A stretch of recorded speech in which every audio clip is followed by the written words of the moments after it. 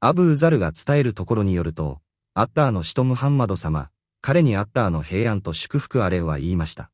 私がメッカの自宅の屋根の下にいたとき、屋根が裂けて開いた。すると、天使ジブリールが降臨し、私の胸を開き、ザムザムの水でそれを洗った。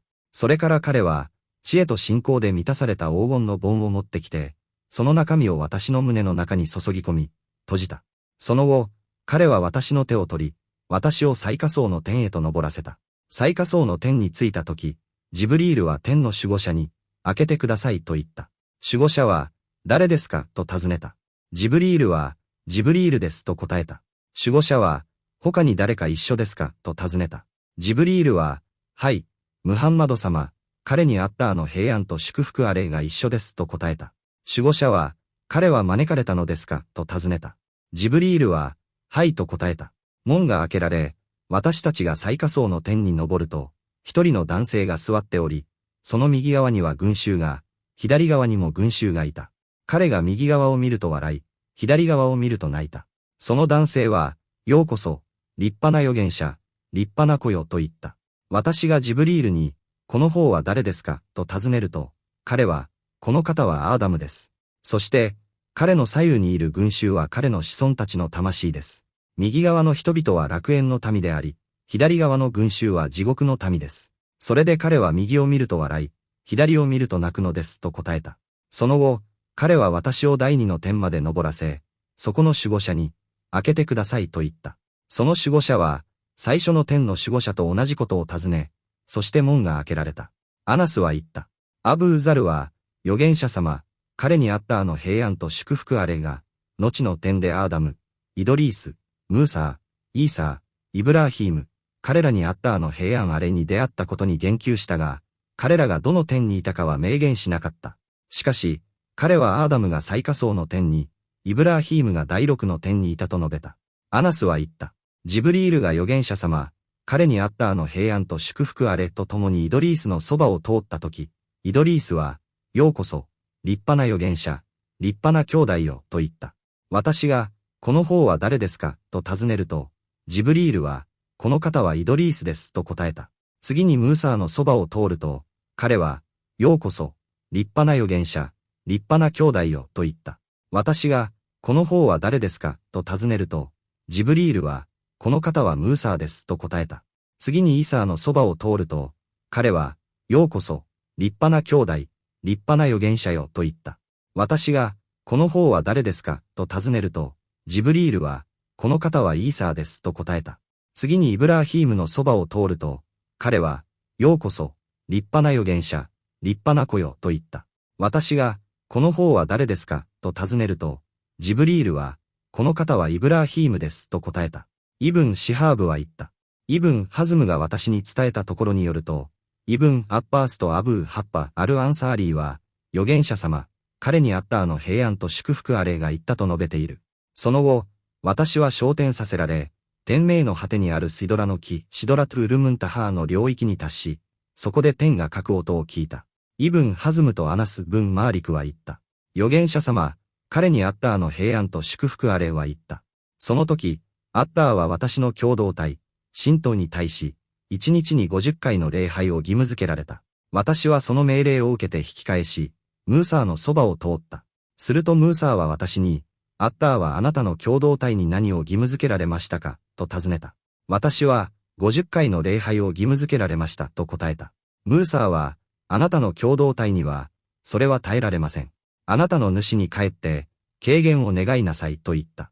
私は戻り、アッターはそれを半減してくださった。再びムーサーのそばを通ってそのことを伝えると、彼は、あなたの共同体には、まだ耐えられません。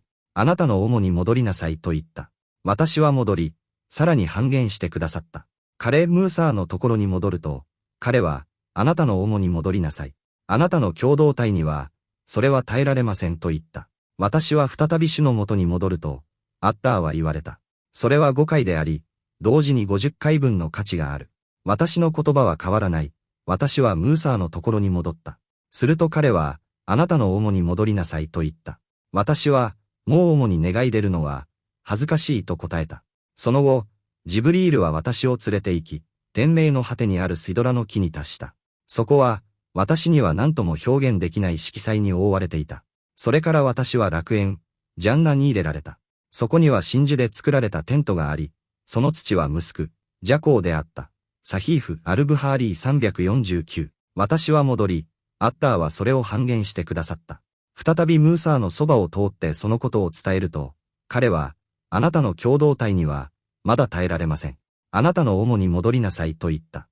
私は戻り、さらに半減してくださった。ムーサーのところに戻ると、彼は、あなたの主に戻りなさい。あなたの共同体には、それは耐えられませんと言った。私は再び主の元に戻ると、アッターは言われた。それは5回であり、同時に50回分の価値がある。私の言葉は変わらない。私はムーサーのところに戻った。すると彼は、あなたの主に戻りなさいと言った。私は、もう主に願い出るのは、恥ずかしいと答えた。その後、ジブリールは私を連れて行き、天命の果てにあるシドラの木に達した。そこは、私には何とも表現できない色彩に覆われていた。それから私は楽園、ジャンナに入れられた。そこには真珠で作られたテントがあり、その土はムスク、ジャコウであった。サヒーフ・アルブハーリー349。ハディース解説、昇天の奇跡と競技場の論点。この偉大なハディース、預言者の原稿録には、アッター、糸高き神が天の上に高きところにおられることの証拠、及びアッターがお自身の偉大さにふさわしいお声で預言者ムハンマド様、彼にアッターの平安と祝福あれに語りかけられたという、アッターのお言葉の属性に関する証拠が含まれています。シェイフ、アブドゥル・アズイズ・ブン、アブドゥッター、アッタジヒー氏、彼にアッターの慈悲がありますようにによる、アブーザル、アッターが彼を喜ばれますようにの焦点に関するハディース解説の要点を以下に紹介します。シェイフ、アッタジヒー氏による解説の抜粋。1、天井が開いた奇跡。預言者様、彼にアッターの平安と祝福あれの自宅の天井が、奇跡的に開いたこと、そしてジブリール、ガブリエルがその開いた部分から直接降臨したことが示されています。これはアッターの偉大な兆候の一つです。通常、建物の天井や壁が壊れれば修復が必要ですが、この出来事では一瞬で開いて元に戻りました。二胸を開いた奇跡、シャック・アッサドル。ジブリールが預言者様、彼にアッターの平安と祝福あれの胸を裂き、心臓を取り出し、ザムザムの水で洗い、知恵と信仰で満たされた黄金の盆からその内容を心臓に注ぎ入れた後、傷跡も痛みもなく即座に元に戻ったことも、アッターの偉大な兆候です。これはクルアーン・ヤースイン章82節にあるように、誠に、アッターが何かを望まれる時のご命令は、ただ、あれと仰せられるだけである。するとそれは、たちまちに存在する、というご力の現れです。この旨の裂解は、数回行われました。確かな伝承によれば、幼少期と昇天の前の2度です。その知恵、アッターのみが知るは、預言者様が外見的にも内面的にも清められることにあったと考えられます。ザムザムの水で外見が、知恵と信仰で内面が清められ、それにより、アッターとの対話や預言者たちとの礼拝、そして礼拝の義務化など、偉大な啓示を受け入れる準備が整えられたのです。3点における預言者たち。預言者様、彼にアッターの平安と祝福あれは、天において他の預言者たちに出会いました。他の神聖なハディースに基づくと、彼らの居場所は以下の通りです。第1の点、アーダム。第2の点、イーサーとヤフヤー、互いにいとこ。第3の点、ユースフ。第4の点、イドリース。第5の点、ハールーン。第6の点、ムーサー。第7の点、イブラーヒーム。訂正、このアブーザルの伝承の一部に、イブラーヒームが第6の点にいたと記されている部分は、一部の伝承者の誤り、ワフムであり、シャーズ、例外的な、他の神聖なハディースに反するとみなされます。イブラーヒームが第7の点にいたというのが正しい見解です。4点には、と守護者がいる。最下層の天に着いたとき、ジブリールは天の守護者に、開けてくださいと言ったという記述は、天が無制限に解放されているのではなく、門と門番、守護者が存在することを示しています。5点は不透明である。守護者が、誰ですかと尋ねたことは、天が透明ではないことの証拠です。もし透明であれば、守護者はジブリールを見る前にその正体を知っていたはずです。6、彼は招かれたのですかの意味。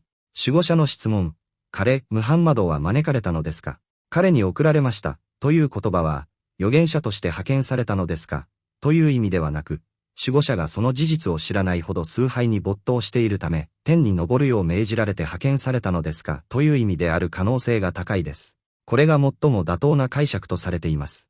6. アーダムとイブラーヒームは預言者様の父である。アーダムとイブラーヒームは預言者ムハンマド様、彼にアッターの平安と祝福あれの父である。そのため、両者は、ようこそ、立派な預言者、立派な子よ、正義の預言者と正義の息子へようこそ、と言いました。この二人は父系の系統に連なるからです。一方、他の預言者たちは、兄弟という位置づけになります。そのため、他の預言者たちはみんな、ようこそ、立派な預言者、立派な兄弟よ、正義の預言者と正義の兄弟へようこそ、と言いました。7. イドリースは預言者様の兄弟である。イドリースは預言者様の父ではなく、兄弟です。なぜなら、イドリースのそばを通った際、彼は、ようこそ、立派な預言者、立派な兄弟よ、と言い、立派な子よ、とは言わなかったからです。これは、一部の学者がイドリースをヌーフ、ノアの祖父にあたる、父とみなした見解に反します。8. アッターが高きところにいることの証拠。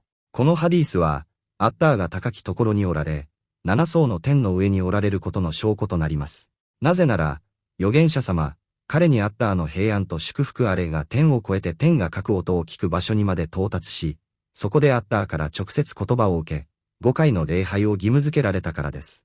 ムーサーのそばを通るたびに、ジブリールは預言者様を、主、アッターの大元へと登らせました。このことは、アッターが高きところにおられることを示しており、アッターが高きところにおられることを否定する者たち、否定派への反証となります。9. ムーサーの尽力とアッターのお恵み。預言者様が主に軽減を願うよう助言したムーサー、彼にアッターの平安あれは、この共同体に対して善行を施しました。また、預言者様がジブリールに相談した際、ジブリールも、はいと賛同し、預言者様を力ある主、アッターの大元へとさらに上へと導きました。すべての恵みは、まず第一に、そして最後にアッターから来たものですが、アッターがムーサーの心に霊感を授け、預言者様に軽減を願うよう促したのです。この伝承では、礼拝の回数が毎回半分に減らされたとありますが、別のハディースでは、50回が義務付けられた後、ムーサーの元に戻るたびに毎回10回ずつ軽減された、というものもあり、さらに別の伝承では、毎回5回ずつ軽減された、というものもあります。10イスラーとミューラージ、夜の旅と昇天の確証。この出来事は、イスラー、夜の旅とミューラージ、昇天が実際に起こったことの確証となります。預言者様はジブリールに付き添われました。別の伝承では、ブラーク・ロバとラバの中間のような動物で、その一歩が視界の及ぶ限り進むに乗って旅をし、メッカからエルサレムまでの距離を非常に短い時間で移動しました。預言者様は、そのブラークを、現在の嘆きの壁にあたる、預言者たちが動物をつないでいた扉の輪につなぎました。その後、預言者様はエルサレムから天へと、階段のような昇降装置によって昇天されました。時期と状態に関する見解。一部の学者は、イスラーとミューラージュは夢の中で起こったと主張しましたが、これは間違いです。もし夢であれば、暗い種族が預言者様を嘘つき呼ばわりしたり、イスラームに改宗した人々の一部が信仰を捨てたりすることはなかったでしょう。正しく、多くの文書が示している見解は、イスラーはメッカからエルサレムまで、ミューラージュはエルサレムから天まで、一晩で起こり、それは魂と肉体を伴った覚醒状態での出来事であったということです。教義上の重要性。イスラーを否定する者は不信仰者、カーフィルとなります。なぜなら、彼らはクルアーンにおけるアッターのお言葉を否定することになるからです。クルアーン第17章、夜の旅一節、清い方は、そのしもべを、マスジド・アルハラーム、聖なるモスクから、我がその周辺を祝福したマスジド・アルアクサー、遠隔のモスクまで、ある夜に旅をさせられた方である。それは我の印を彼に見せるためである。誠にアッターは、すべてを聞き、すべてを見ておられる。一部の者は、ミューラージュを否定し、短時間で7層の天を肉体が重いまま超えるのは不可能であり、昇天は魂の領域に属すると主張しました。しかし、彼らは自らの誤った理屈で聖典の文書に反論しているのであり、これは許されません。預言者様は魂と肉体を伴って覚醒状態で昇天されたのであり、アッターはすべてのことに対し力を持っておられるからです。文書は理屈や誤った見解によって反論されるべきではありません。11、アーダムの笑いと涙。座っている一人の男性が、その右側には群衆が、左側にも群衆がいた、という記述の男性とは、預言者アーダム、彼にあった平安あれのことです。群衆とは、彼の子孫たちの魂のことです。彼が右側を見ると笑ったのは、彼らが楽園の民だからです。彼が左側を見ると泣いたのは、彼らが地獄の民の魂だからです。別の伝承では、預言者様がジブリールに、この方は誰ですかと尋ねたところ、ジブリールは、この方はあなたの父、アーダムです、と答えたと記されています。12イブラーヒームの位置の訂正。イブラーヒームが第6の天にいた、という記述は、すでに述べたように誤りであり、正しいのは、イブラーヒームが第7の天にいた、ということです。神聖なハディースには、彼がバイトゥル・マームール、地上のカーバと対応する天のカーバに背を預けているのを見たと記されています。補足情報。昇天の夜、ミューラージで、預言者ムハンマド様、彼にあった平安と祝福あれが天でご覧になった他のすべての預言者たちは、魂が肉体の形をとったものであり、彼らの肉体は地上にあります。ただし、イーサー・イエスだけは例外です。彼は魂と肉体を持って天に上げられており、終焉の時、春アッサーの終盤に地上に降臨します。彼の降臨は終焉の時の重要な兆候の一つです。アッターはクルアーンの中で次のように仰せられています。誠に、彼は、イーサーは終焉の時のための知識である。だから、それについて決して疑ってはならない。クルアーンズフルフ章61節。終焉の時の主要な3つの兆候。